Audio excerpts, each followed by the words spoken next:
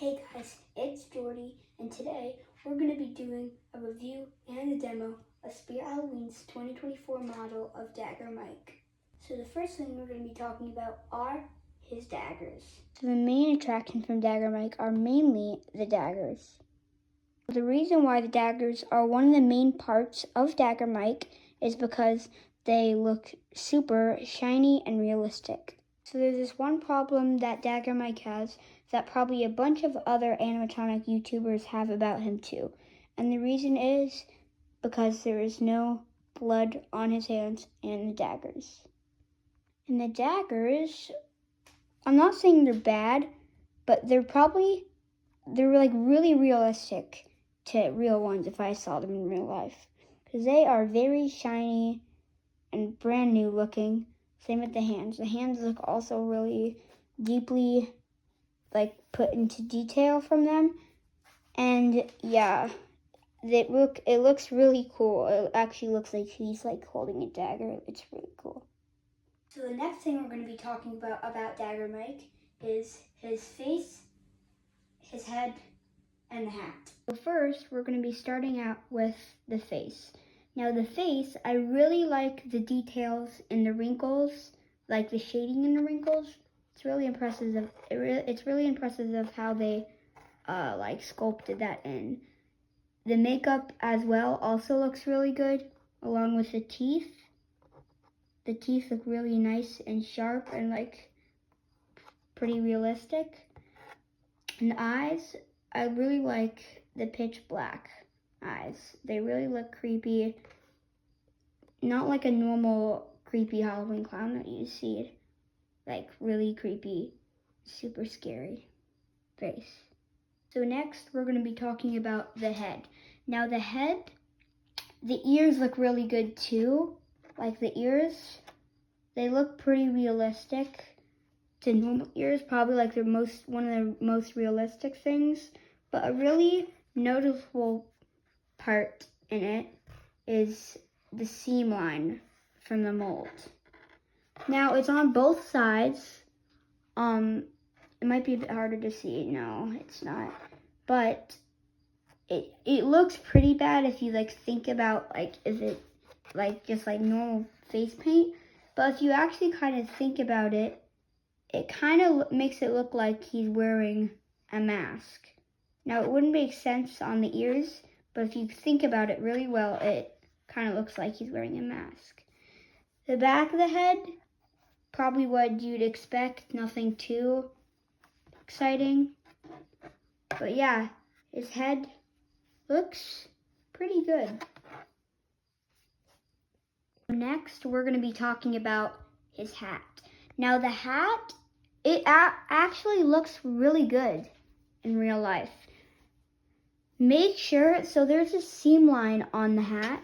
When you're putting it together, when you're putting the hat on, make sure this is not in the front, or else it will look really weird and not look right. I had this problem. It happened a few times.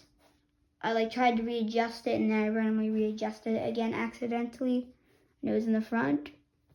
But yeah, just make sure it's in the back and not in the front, because if it's in the back, you can't see it, and it looks way better. Now another thing, it's held by Velcro, so the hat is held on by Velcro, and there are these little seam lines that you can see, but since you're for example, if you were using him in a haunted house, you wouldn't be paying really that much attention to it, because you'd normally just walk by him quick and you couldn't really see it. But honestly, the hat looks really good, honestly. I really like the little hat detail. The next thing I'm going to be talking about is his collar and these little scrunchy things on the end of each of his sleeves. I also forgot to mention, we're going to be talking about the same things that looked like on the end of his sleeves, also down here by his feet. So first we'll start with his collar. His collar is probably like a normal clown collar.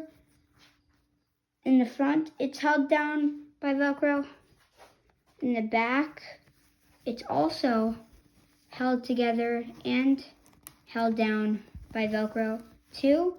And I like the Velcro collar things because tying them can be a bit annoying. So the Velcro ones are a bit easier and not so much of a pain. But yeah, I really like his collar. It looks really good. I like the velvety red theming of it. Same with the ones on here. Now with the ones on here, if you don't want to see these white seam lines right here from the sleeve, from his clothes, you're gonna want to try and close it down as much as you can, just to make sure you can't really see them. Because if you do, it will probably look a bit weird and not as realistic as you were hoping. Now down here with these, you don't really have to worry about that because you can just pull them down. You won't see it at all. But they also look really good, just like the ones on the sleeves. But instead, it's not so. But instead, you don't have to worry about that seam line problem anymore. So yeah, it really looks good. It really hides, like, these animatronics. They're normally by, their neck. They're usually up at their neck just to, like, hide some of the wires and everything. So yeah, I really like these. They're really helpful. They give a real clown vibe. So the next thing we're going to be talking about on Dagger Mike are his shoes. So the shoes have this the same amount of detail as the face does, like the same kind of shading, and that's not a bad thing. It looks really good, and the good thing about these shoes, they're not like the cheap. They're not like the cheap normal clown shoes you would usually find, for example, like Creepy Towering Clown or Hugs the Clown. They have those really big, cheap shoes that are really thin that can start breaking easily. But these ones, they're thick. They're really at nice quality.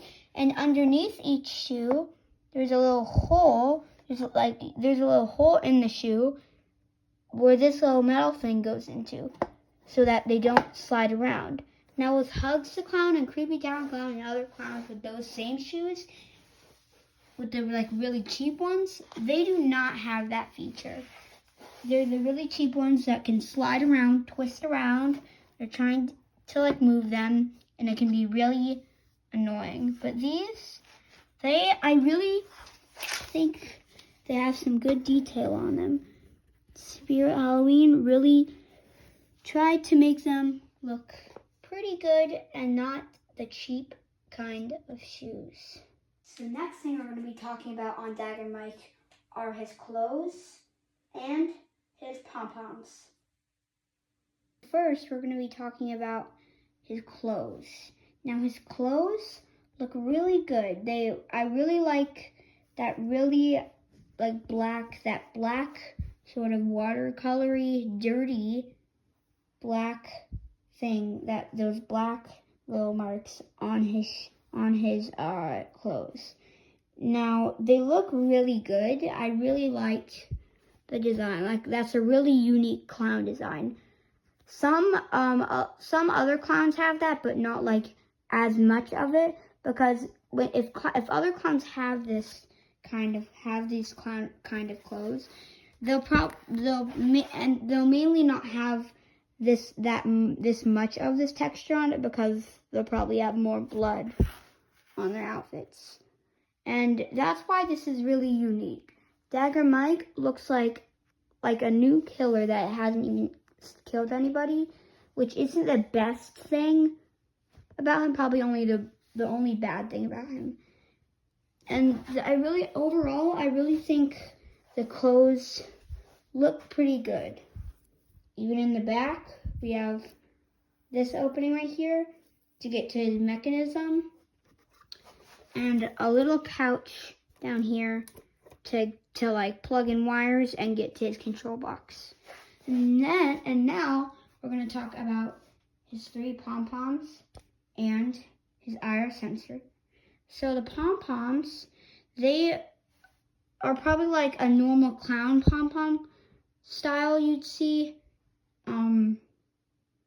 But they're really, there's not much to say about them because they're mainly normal clown pom-poms.